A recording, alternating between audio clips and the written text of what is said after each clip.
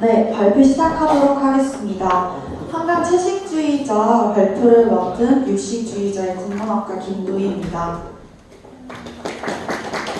저희 목차는 다음과 같이 작가 소개, 책 소개, 줄거리 및 인물 소개, 시점 및 서술 방식, 내용 분석, 책 표지 분석, 조언별 감상문과 종합적인 결론을 끝으로 질의응답 받도록 하겠습니다. 먼저 작가 소개입니다. 채식주의자의 저자인 한강은 1970년 광주에서 태어났으며 아버지와 오빠 모두 소설가입니다. 특히 부녀 모두 이상 문학상을 수상해서 화제가 되기도 했습니다. 그녀는 1993년 문학잡지 문학과 사회 겨루에서 시, 1994년 신춘문예의 단편소설 붉은 달로 등단한 시인이자 소설가입니다. 대표작으로는 여수의 사랑, 소년이 온다, 검은 사슴을 포함해서 또 한 번 맨부커상 최종 후보에 올라 화제가 되었던 희인 등이 있습니다. 다음은 책 소개입니다. 한강에 따르면 채식주의자는 인간의 폭력성과 더불어 인간이 완전히 결백한 존재가 될 수 있는지에 대한 물음을 던진 작품입니다. 여러분도 맨부커상을 받은 작가 한강에 대해서는 한 번쯤 들어보셨을 겁니다. 맨부커 인터내셔널상은 작가와 번역가 모두에게 수여되며 노벨문학상, 프랑스 콩쿠르상과 함께 세계 3대 문학상으로 꼽힙니다. 이 책은 발간 당시보다 맨부커상 수상 이후로 더욱 화제를 모았는데요. 수상 발표 직후 1분당 9.6건이 팔리는 어마한 기록을 내기도 했습니다. 다음은 줄거리 및 인물 소개입니다. 인물들의 이야기는 이후 줄거리 부분에서 자세히 다룰 예정이라 일단 이 부분에서는 이런 인물들이 등장하는구나 정도로 봐주시면 되겠습니다.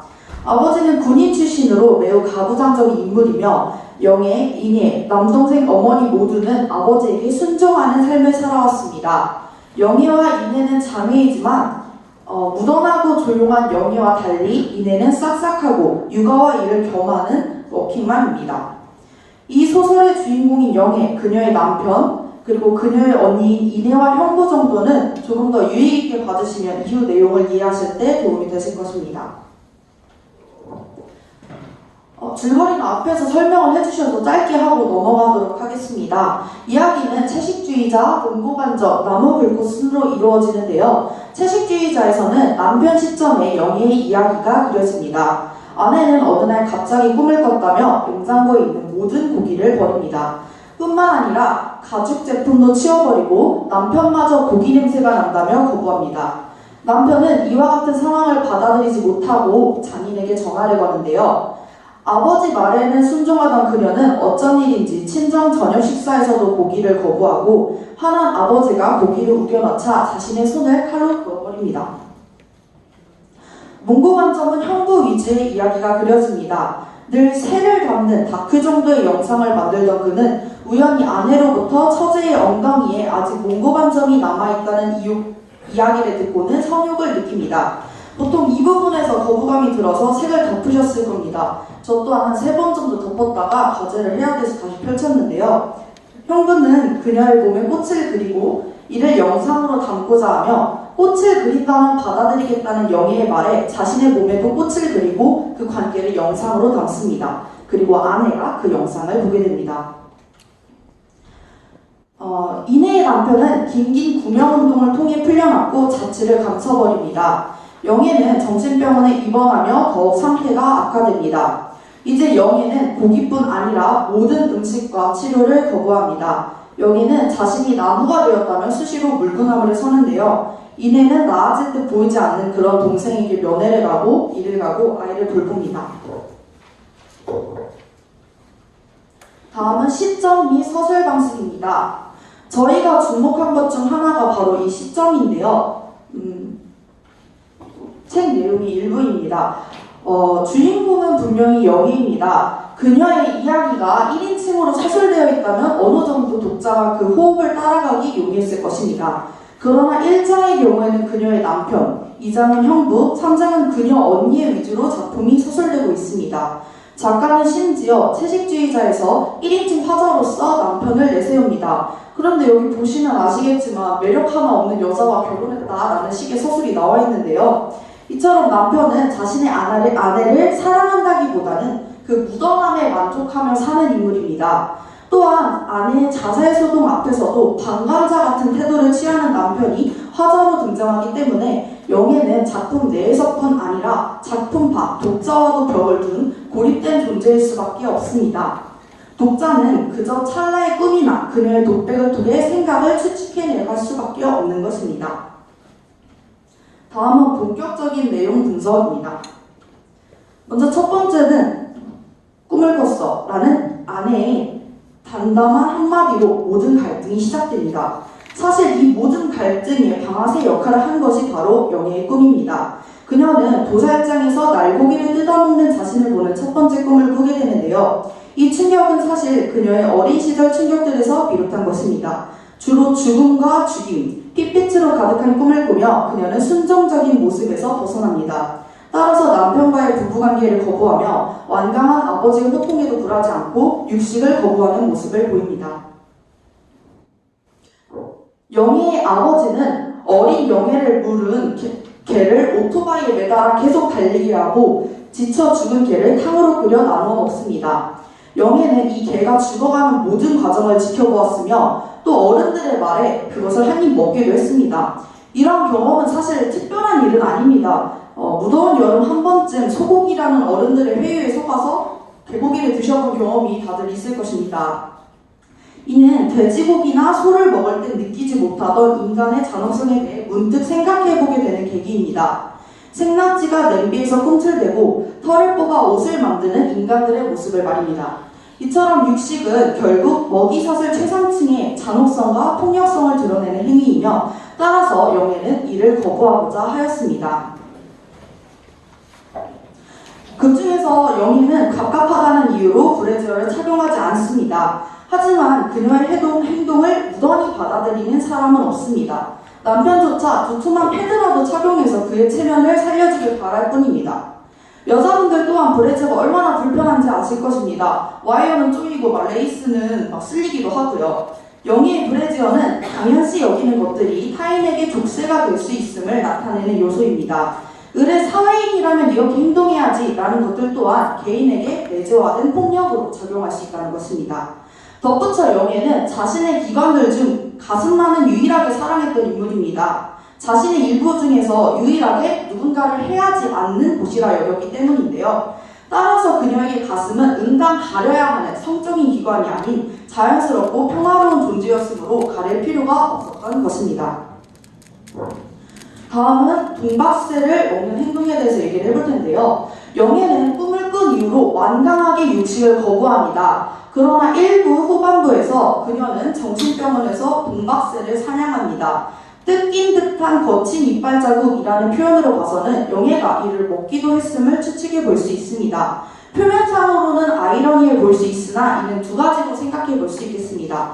첫째는 트라우마의 발현입니다. 영예의 아버지는 군대식 명령과 이행 관계를 자신의 아이들에게도 적용했습니다. 한 연구에 따르면 권위적 양육 방식이 아이들의 분노를 누적시키고 공격성을 유발한다고 합니다. 영예 역시 강압적인 아버지와 방임하는 어머니로 인해 이와 같은 행동을 보였다는 것입니다. 다음으로 영예의 행동은 사냥감을 먹는 행위로 볼 수 있습니다. 선사시대의 남자는 사냥을, 여자는 채집을 통해 음식을 마련했습니다. 따라서 고기를 얻어오는 이들이야말로 주체였죠. 이에 빗대서 본다면 영예가 동박새를 먹은 이유도 이해될 수 있을 듯합니다. 영예는 동박새는 스스로 사냥한 것이었기 때문에 이를 물었습니다. 늘 억압받는 존재였던 영예가 일종의 주체가 된 것이죠. 어떤 이유였던 간에 영예의 근본적인 갈등과 상처는 해결되지 않았던 것 같습니다. 관련한 내용은 좀 더 뒤에 설명해 드리도록 하겠습니다. 몽고 반점이 불쾌하게 다가오는 이유는 이것이 가족에 대한 금기를 담고 있기 때문이라고 생각합니다. 현대 사회에서 가족은 피를 나눈 혈족과 계약에 의해 맺어진 인척으로 구분됩니다. 처제와 형부는 혼인이라는 계약에 의해 만들어진 인척관계입니다. 따지고 보자면 사실상 피가 섞이지 않았기 때문에 남남으로 볼 수 있다는 것이죠. 재미없을 정도로 새를 영상에 담아내던 형부는 처제의 엉덩이에 몽고관점이 있다는 말을 듣고는 성욕을 느낍니다. 아이 시절에만 남아있는 몽고관점을 가지고 있는 처제의 순수성에 매력을 느낀 것일까요? 형부는 결국 도덕과 양심을 뛰어넘어 처제를 품에 안고 영애 또한 자신을 흥분시키는 꽃으로 페인팅된 육체를 얻었습니다. 조원끼리 많은 이야기를 나누었으나 이 장에서 던지고자 하는 의미가 무엇인지는 의문이 나왔습니다. 뿐만 아니라 영애와 형부의 관계 및 영희의 나체 묘사에 있어서 지나치게 그녀의 몸을 탐닉하는 느낌이 들어서 불편함을 느꼈다는 의견 또한 있었습니다. 형부의 시선, 카메라의 시선, 게다가 독자의 시선까지 영희의 몸을 가늠하고 있기 때문입니다. 책에서는 그런 느낌이 덜하지만 영화화되는 과정에서 영희 역의 배우가 전라 노출을 한다는 사실이 중점적으로 기사화된 점 또한 이와 연관지어 생각해 볼 수 있을 것입니다. 정신병원은 크게 세 가지의 역할을 하고 있습니다. 먼저 이는 사회 질서를 나타낸다고 생각합니다. 이전 나무불꽃에서 발현된 욕망과 대비되는 현실 상황을 나타내는 것입니다. 영예는 그저 정신병을 앓고 있는 존재이며 치료가 필요하다는 것이죠. 또한 이는 인예 스스로 동생을 보호하는 방식이기도 합니다. 아무것도 먹지 않는 동생과 육아, 이를 겸할 수 있는 현실적인 방법은 병원의 힘을 빌리는 것 뿐입니다. 이전까지 아버지의 폭력 앞에 동생을 지켜줄 수 없던 언니의 방식이기도 한 이 정신병원은 더불어 언니의 마음을 그나마 편하게 하기 위한 합리화의 공간이기도 합니다. 그래도 나만은 동생을 돌보고 있다라는 자기 만족일 수도 있다는 것이죠. 고기를 거부하던 영애는 그 행위만으로는 근본적인 문제를 해결할 수 없다고 생각했습니다. 이전 돈박스를 먹는 그녀의 행위에서 잠깐 언급했듯 그녀는 무엇인가를 깨달았습니다. 이는 인간의 본연적인 폭력성에 대한 자각입니다. 결국 그녀는 나무가 됨으로써 모든 폭력의 가능성에서 벗어나고자 하는 것입니다. 물론 나무의 의미가 영애에게만 있는 것은 아닙니다. 그녀의 언니인 인애는 남편이 영애를 떠올리며 강간에 가까운 부부관계를 했을 때를 비롯해 삶의 순간순간 죽고 싶다는 생각을 합니다. 그러나 소설의 마지막 문장에서 인애는 나무를 바라봅니다. 서술에 따르면 활활 타오르는 도로변의 나무들, 무수한 짐승들처럼 몸을 일으켜 일렁이는 초록빛의 불꽃들이라고 되어 있는데요. 이는 녹음이 우거진 푸르른 나무이며 동시에 삶을 향한 강한 의지이자 인의 자신을 의미한다고 볼 수도 있겠습니다. 다음은 책 표지 분석입니다. 표지에 등장하고 있는 이 그림은 에곤 실레의 작품인 네그루의 나무입니다. 표지와 뒷면을 모두 펼치면 이와 같은 그림, 작품 전체가 드러납니다. 이 표지 또한 내용과 연관지어 볼 수 있겠습니다. 한 나무는 유달리 앙상하며 생명력을 잃은 듯 보입니다. 이는 나무가 되기를 소망했던 영예의 모습을 떠올리게 합니다. 낙엽이 진 와중에 다른 나무보다 빠른 생을 마감하는 나무의 모습은 처량하기도 하지만 어쩌면 다른 이들보다 먼저 다음 계절을 준비하고 있다고 볼 수도 있겠습니다. 왼쪽에 보이는 게 이제 표지 화가인 에곤 실라의 삶에 대한 설명인데요. 그는 자유분방한 삶과 미성년자를 대상으로 한 부도덕적인 그림으로 인해 유치장 생활을 하기도 한 인물입니다. 이처럼 사회로부터 용인되지 않는 예술 세계관을 가지고 있던 화가의 모습은 용인될 수 없는 욕망을 품고 있던 형부의 삶과도 많이 닮아 있습니다.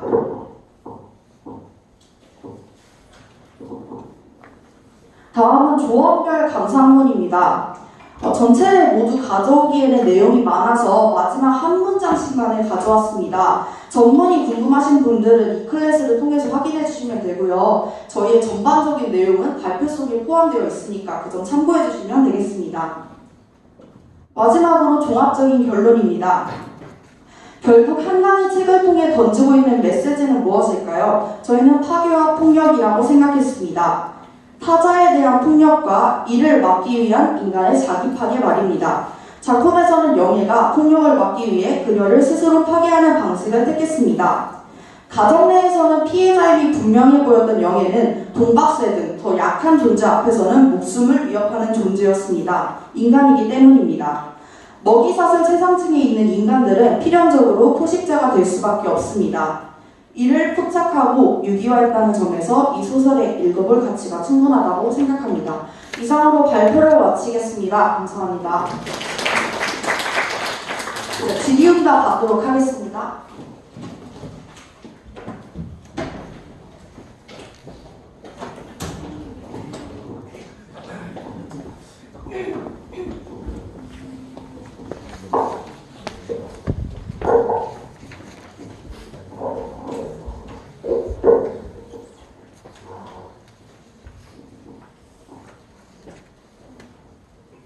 질문해주세요.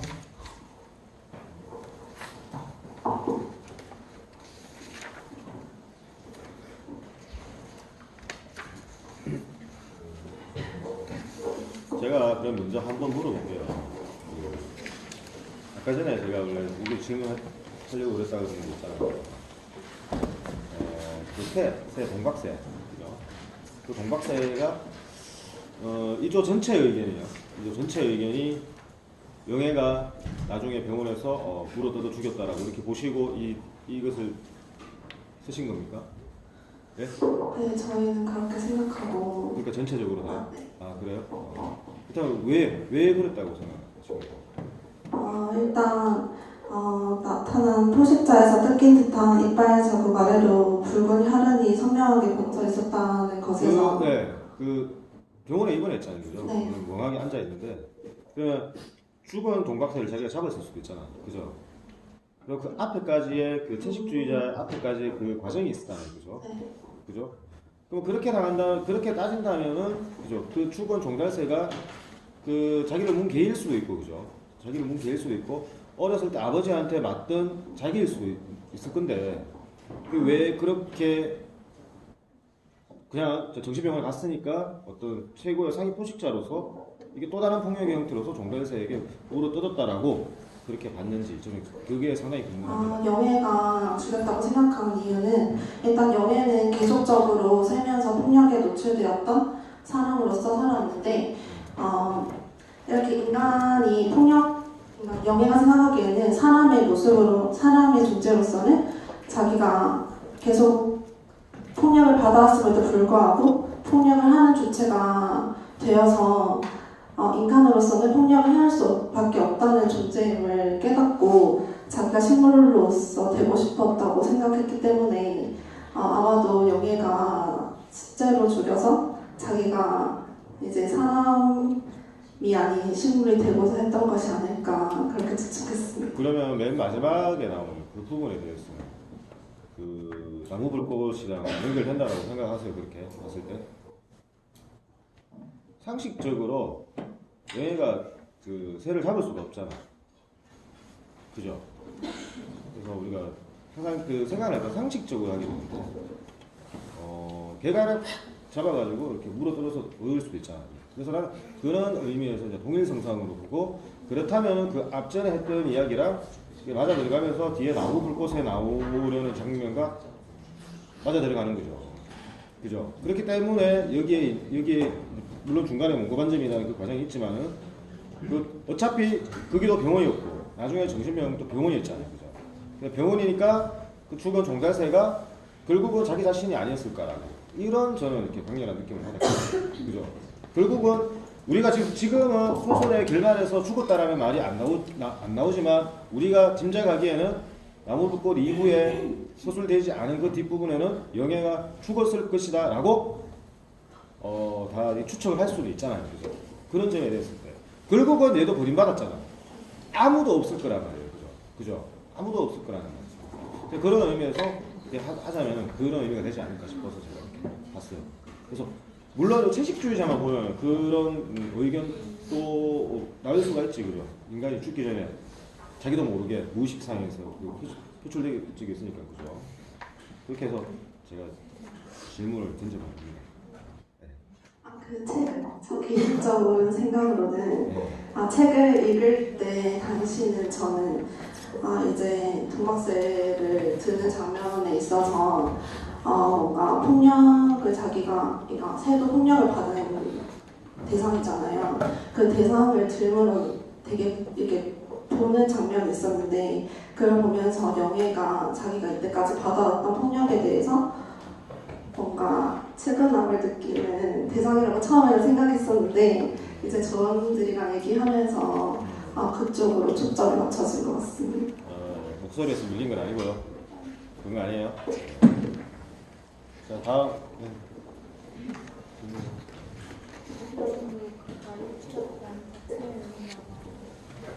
아까 발표하면서 폭력성에서 벗어난 나무가 되고 싶다고 했는데 왜 나무가 되고 싶어 했는지 개인적으로 왜 하필 나무가 되고 싶어 했는지 개인적으로 듣고 싶어요.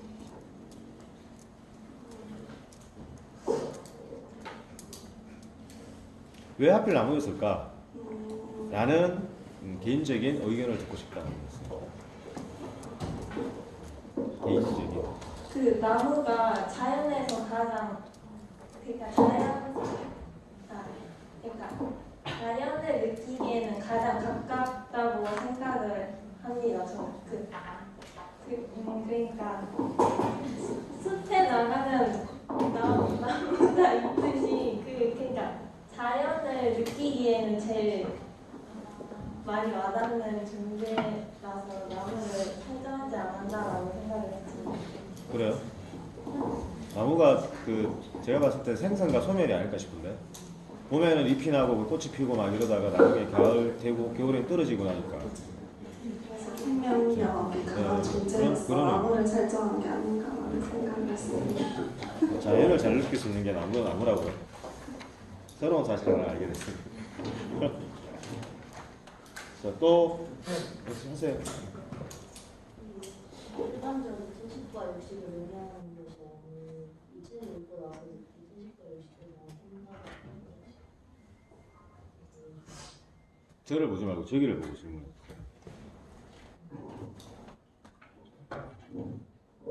질문을 다시. 일반적인 채식과 육식이 아닌 그 책을 읽고 나서 채식과 육식에 대한 생각을 하는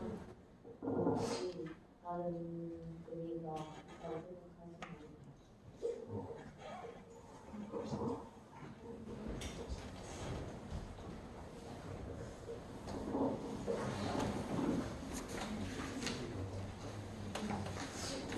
그러니까 저희가 그 레포트에서도 밝혔듯이 옛날 상상화 시대 때부터 폭력 그러니까 주체로서 행하는 사람을 육식을 쟁취하는 그러니까 고기를 쟁취하는 사람을 주체로 삼았잖아요. 이제 그런 것들을 봤을 때 육식을 말한 육식주의자라고 생각이 들면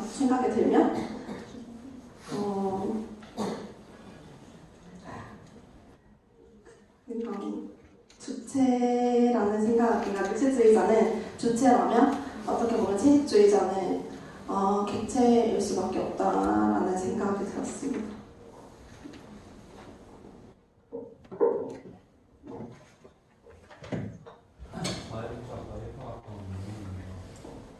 채식주의자에 대한 책을 쓰실 때 작가가 인간의 폭력성과 인간이 과거 과연 완전히 결백한 존재라고 생각하셨는데 그러면 본인들은 이런 걸 느낀 적이 있는지 책을 읽으면서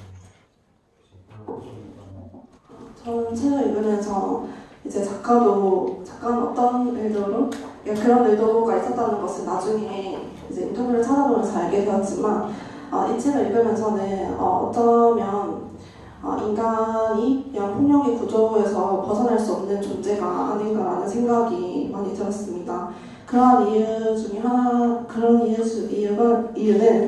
일단 영예는 되게 육식으로서 벗어나서 폭력에서 벗어나고자 되게 정말 극단적인 방법으로까지 폭력에서 벗어나고자 했으나 어떻게 보면 끝에는 자기 혁의로 이어졌거든요. 이런 것들은 그러니까 해결책을 만들지 않는 그런 좀 소극적인 저항이라는 생각이 들어서 우리가 이렇게 폭력에 구조에서 되게 그런 구조가 견고하다는 생각을 많이 했습니다.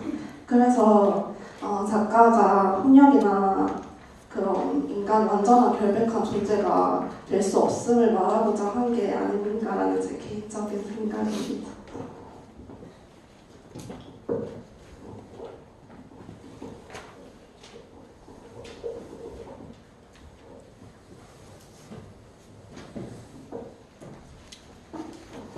네, 아까 그 질문에 대해서 조금 덧붙여서 저에 대한 생각을 좀 얘기를 하고 싶은데요.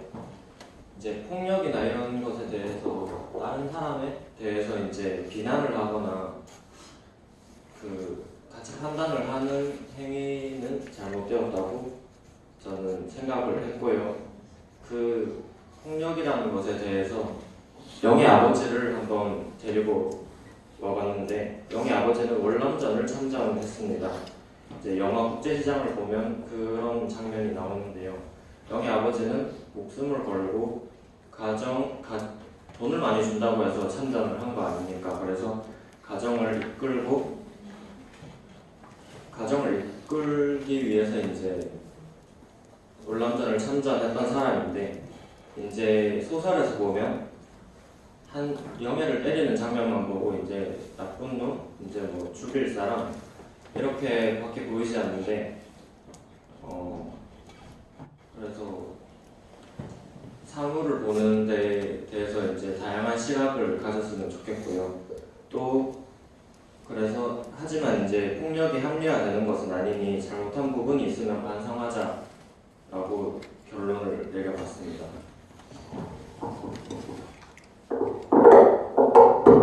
자, 더 없었어요? 없었습니까? 뭐 비가 와서 다 주무신다고. 이래서 시험을 어떻게 치시려고? 더 없었어요?